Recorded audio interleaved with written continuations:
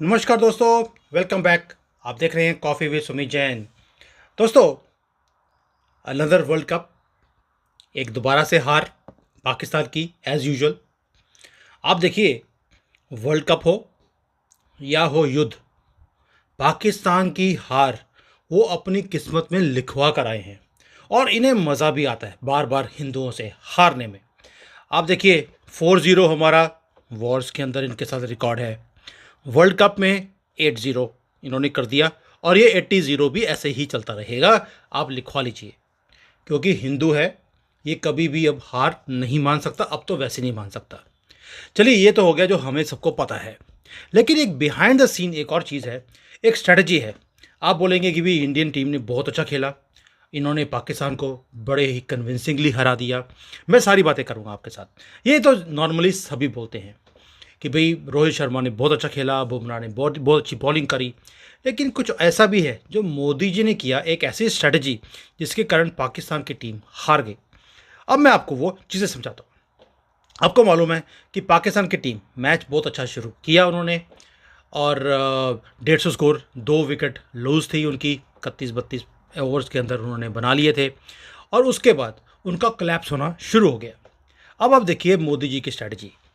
इन्होंने क्या किया, जैसे ही देखा कि पाकिस्तान की टीम बहुत अच्छा खेल रही है, अमित शाह को इन्होंने स्टेडियम में भेज दिया। अब आप सोचिए कि यह अमित शाह जी का वहाँ पर काम क्या है। दोस्तों, यही होती है स्ट्रेटजी बिहाइंड द सीज, जो प्लानिंग होती है। इन्होंने देखा कि भी पाकिस्तान को अब थोड़ा सा प्रेशर में डाला जाए, तो इन्होंने अमित शाह को भेज दिया। वो भी कहाँ? अहमदाबाद में।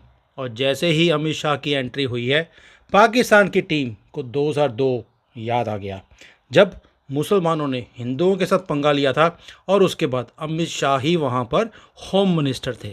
तो भाई अब बहनों, आपको समझ आ गया होगा कि strategy number 1 was Amit Shah's entry. और उनको देखते ही पाकिस्तान की टीम की पैंट्स, अगर आपने देखी होंगी, थोड़ी सी गीली होनी शुरू हो गई थी। बिकॉज उन्हें मालूम है कि अब हमारा यहाँ से आगे बच के निकलना इम्पॉसिबल है। कल मेरी फ़कार भाई के साथ भी ऑनलाइन हो रहा था, जब मैच चल रहा था, उसके बाद हम लोगों ने एनालिसिस किया। उन्होंने भी बोला, भाई आपने जो अमित शाह को भेजा है, उसके कारण आपने एक ऐसी चाल चली हमारे साथ कि हमारी सारी प्रेपरेशन जो हैं हम भूल गए, और हम बस उनको तरफ देखा ही, हल्का सा देखा, और वो भी टेढ़ी आंख आंख से देख रहे थे पाकिस्तान की टीम को, और ये विकेटें हारनी तोड़नी शुरू हो गई इनकी। अब ये होगी स्ट्रैटेजी नंबर 1। उसके बाद मेरी अंदर की न्यूज़ है कि स्ट्रैटेजी नंबर 2 भी तैयार थी, कि इसके बाद भी ये पाकिस्तान की टीम बंदे दे पुत्र ना बने, जो बन नहीं सकते, क्योंकि फॉलो ये एक फेक बुक को करते हैं जो किसी गधे ने लिखी थी, गधे क्रिएट करने के लिए। तो गधे ही क्रिएट किए जा रहे हैं पूरी दुनिया में। तो स्ट्रैटेजी नंबर 2 वो क्या थी कि इसके बाद अगर ये थोड़ा बहुत अच्छा सा स्कोर बना ले, बल्कि शायद 199 200 बना लेते अगर, तो हमने भेजना था अपना दूसरा आदमी स्टेडियम के अंदर। वो था अजीत दोवल। वो क्यों? क्योंकि अजीत दोवल एक ऐसे आदमी है जो पाकिस्तान वाले, उनका नाम देखते ही इनको सांप सूंघ जाता है। अमित शाह जी का तो देखते हैं तो पैंट गीली होती है, अजीत दोवाल जी को देख लेते तो पैंट इनकी फट जाती। समझते हैं आप? तो इसलिए स्ट्रेटजी नंबर 2 थी कि अजीत दोवाल जी को भेजा जाए। उसके बाद थी स्ट्रेटजी नंबर 3।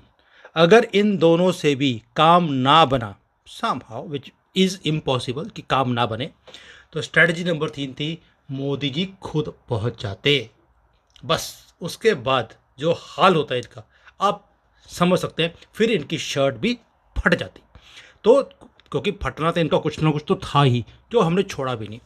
अब ये होगी 3 स्ट्रेटजी जो कि बिहाइंड द सीन थी। इसके बाद हमने एक और इनकी कमज़ोरियों के ऊपर भी हमने बड़ा ध्यान दिया। कमज़ोरी क्या है भाई? ये ऐसे एक भिखारी मुल्क से आते हैं जहाँ इन्हें खाना खुना तो मिलता नहीं है, लाटे की लाइन में लगना पड़ता है इनको। और बोल भी रहे थे कि चिकन हमारे यहाँ पर 800 रुपये या 1000 रुपये किलो हो गया है। देखिए मैं तो जैन हूँ, मुझे पता नहीं कि भारत में चिकन का रेट क्या है, लेकिन पाकिस्तान के रेट हमें बच्चे बच्चे को मालूम है कि आटा 220 रुपये किलो है।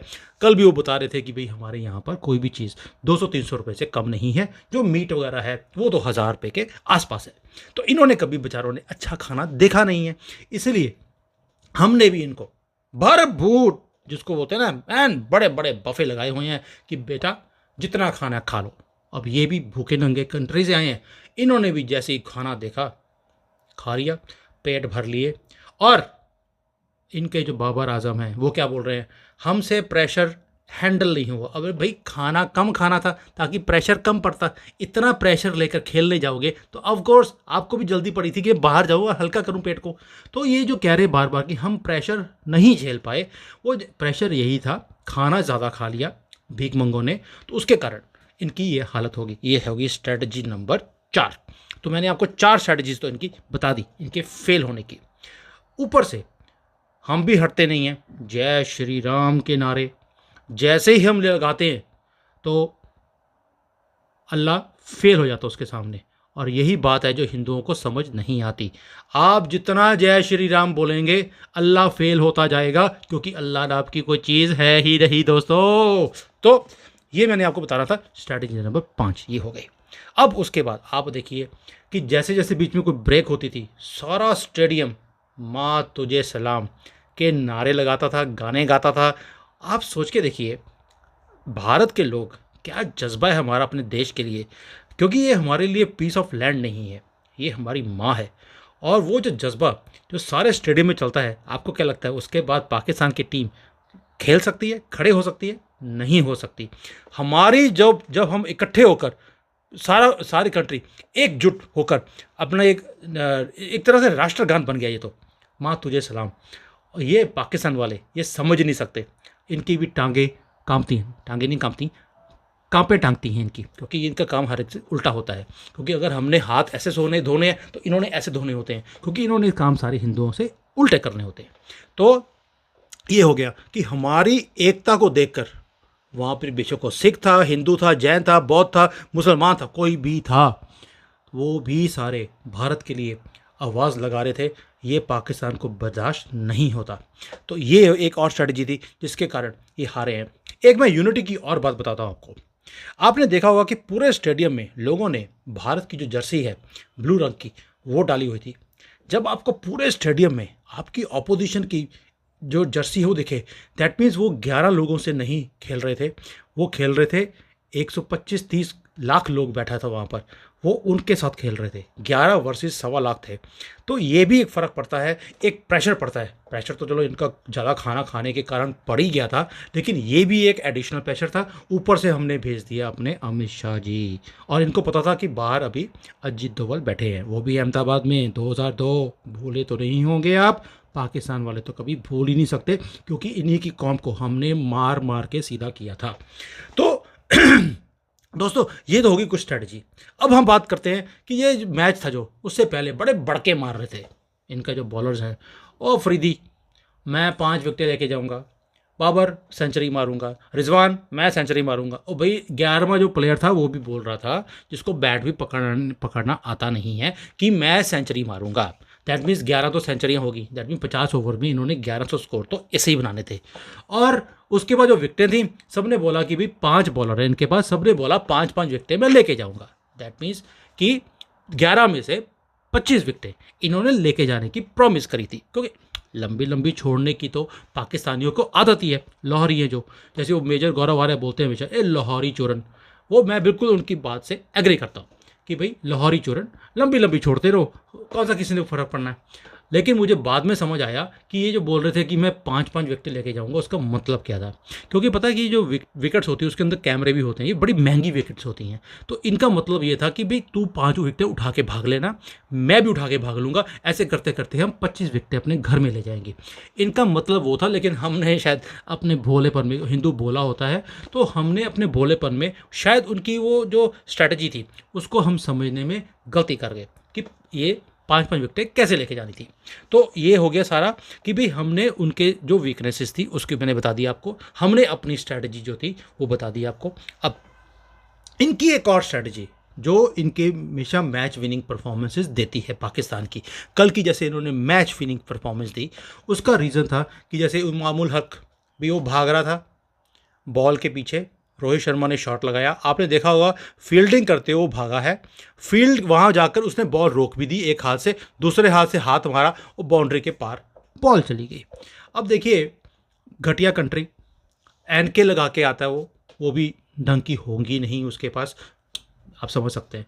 तो उसको कुछ दिखता नहीं है। बाद में पता लगा कि उसके जो कोई रिश्तेदार हैं, मामू है, चाचा है, क्योंकि सारे मामू हो चाचा हो फ़र्क तो पड़ता नहीं, क्योंकि सारे घर के ही आदमी एक दूसरे के साथ लगे रहते हैं। आपको पता ही है ना मुसलमानों का कि ये बाहर तो कभी शादी करते नहीं है, अपने ही बहनों से और से शादी कर लेते, तो समझ नहीं आता कि भाई कौन, जान कौन, चाचा कौन, और बाद में वो पति भी बन जाता है या उनका फादर बन जाता है।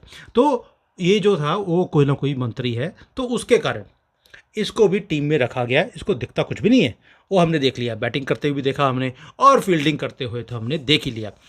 और इनका जो बाबर आज़मी है ना, वो भी समझ नहीं आता कि वो आज़म है कि आज़मी है, क्योंकि सारे वो लेडीज सूट डालते हैं। तो मुझे कभी हैरानी होती है कि सुबह ये मर्दों के कपड़े डाल लेते हैं और शाम को ये लेडीज सूट डाल के आ जाते हैं। उसने भी बोला कि हमारी परफॉर्मेंस थोड़ी सी खराब थी, थोड़ी सी, क्योंकि इनको लगता था कि भाई हम थोड़ी सी बेटर परफॉर्मेंस देंगे, जैसे इन्होंने श्रीलंका में दी थी, 125 पे आउट हो गए थे। हमने भी बड़ी मेहमान नवाजी करी, भाई देखिए 125 बनाने वाली टीम को हमने 190 बनाने दे दिए। ये इसलिए क्योंकि वो हमारे घर में आए थे, हम उनको पेल पेल कर मारना नहीं चाहते थे। थोड़ा सा ही देखो, हिंदू भी थोड़ा सा सॉफ्ट होता है, तो इसलिए उसने क्या बोला कि हम बहुत अच्छा खेल रहे थे, हमारी टीम 150 पे चल रही थी, सडनली कोलैप्स हो गया, हम प्रेशर मेंटेन नहीं कर पाए, मतलब कि वही ज़्यादा खाना खा लिया था, इनको वो हजम नहीं हुआ। तो तभी बोलते हैं कि भाई अगर हांडी का मुंह बड़ा हो, कुत्ते को शर्म आनी चाहिए, लेकिन मुसलमान कुत्तों को शर्म नहीं आ सकती। तो ये आपने सारा कुछ देख लिया। तो दोस्तों मैंने ये एक नटशल में पूरी स्ट्रैटेजी बताई आपको कि कैसे भारत की टीम ने पाकिस्तान की टीम को हराया कल। इसमें कुछ भी था नहीं कि भी हमारी प्रेपरेशन बहुत अच्छी थी, हमने बॉलिंग बहुत अच्छी करी, हमने बैटिंग बहुत अच्छी करी, हमने फील्डिंग बहुत अच्छी करी, हमने सब कुछ बहुत अच्छा किया, ये कोई भी मायने नहीं रखता। हमने इनके पेट में इतना प्रेशर डाल दिया कि ये संभाल ही नहीं पाए और इनका सब कुछ फट के इनके हाथ में आ गया। और उसके बाद जो हमारी एंट्रीज बड़े बड़े दिग्गज लोगों की हुई, उसके कारण ये नहीं संभाल पाए। लास्ट एक और स्ट्रेटजी जो मैं आपको बताना चाहता हूँ।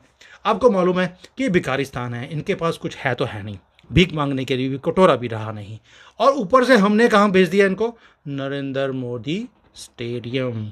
आप सोच सकते हैं इतना बड़ा स्टेडियम, 1.25 लाख लोग बैठे हुए हैं वहाँ पर, दुनिया की नज़रें आपके ऊपर हों, ये भीख मंगों ने तो कुछ देखा ही नहीं कभी भी। ये तो इनके बता, तो मस्जिद के अंदर तो नमाज़ पढ़ने की जगह नहीं होती, बेचारे सड़कों पे करते हैं, इतने गरीब लोग हैं ये। तो इनके सामने 1.25 लाख हिंदू बैठा हो, इतने बड़े बड़े स्टेडियम में इनको जाने की ना तो इनकी औकात है, ना इन्होंने कभी ज़िंदगी में कुछ बड़ी चीज़ देखी है, क्योंकि इनके पास तो कुछ है ही नहीं। तो इसलिए भी ये हार गए, और हमने भी कुछ छोटा मोटा स्टेडियम नहीं दिया, दुनिया का सबसे बड़ा स्टेडियम में इनको परफॉर्म करने के लिए बोल दिया।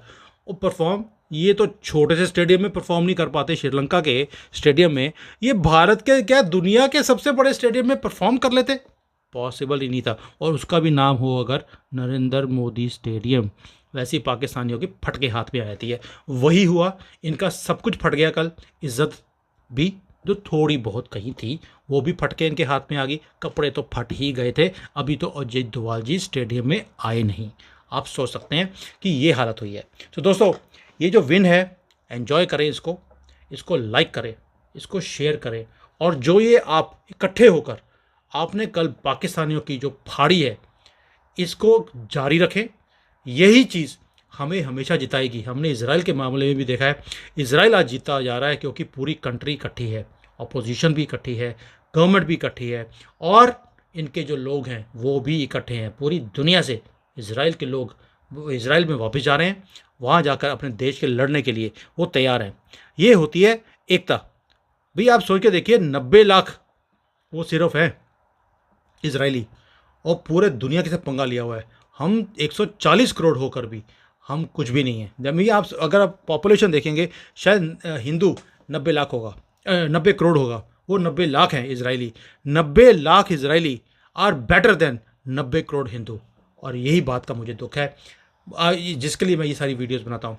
होप आप सारे जागेंगे, एक दूसरे को जगाएंगे, इकट्ठे होंगे, और जैसे पाकिस्तान की हमने हालत करी है कल, वैसे ही इन सारे गद्दार जो हमारे देश में बैठे हैं उनके साथ भी वही हाल करोगे जो 2002 में इनके साथ पहले हमने किया था। आज तक ये फ़न उठाने का मगर सोचते भी नहीं है। और कल भी आपने देख लिया कि इनको 2002 कभी ज़िंदगी में कभी भूलेगा नहीं, और इनको याद दिलाना परमानेंटली हर रोज़ हमें करना पड़ेगा।